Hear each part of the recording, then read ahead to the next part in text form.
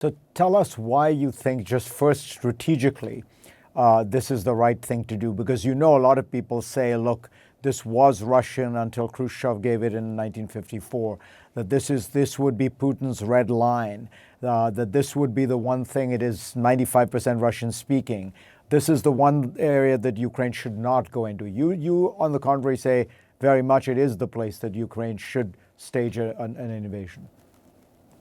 So it's important to remember, of course, that everybody, including the United States, recognizes that Crimea is sovereign territory of Ukraine. So there's no disputing the sovereignty of Crimea as part of Ukraine. I can't imagine a situation where it would be a good idea for Ukraine to go ahead and give up Crimea. Crimea is the decisive part of this war.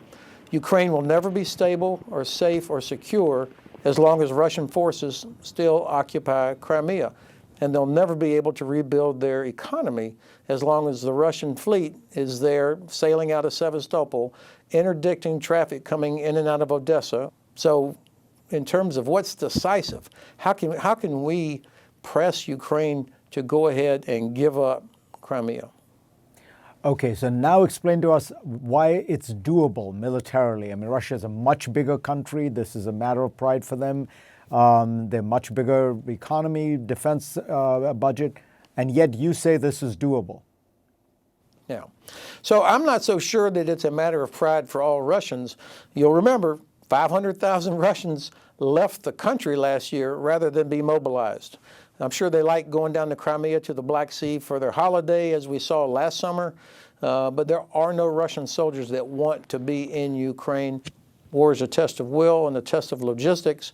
The Russian logistics system is barely able to supply the Russian troops that it has in the field right now.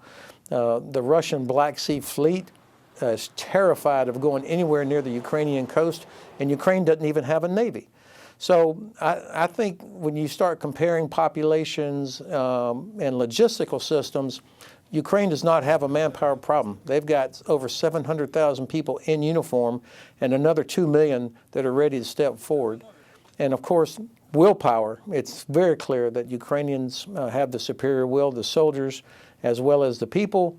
What Russia has, and I think this is what you're alluding to, what Russia has, of course, is mass.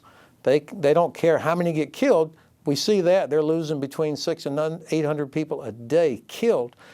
They'll keep pushing those troops into the meat grinder in hopes of eventually overwhelming Ukrainian defenders. But as the SACEUR says, General Cavoli, Supreme Allied Commander of Europe, precision can defeat mass if you have enough time.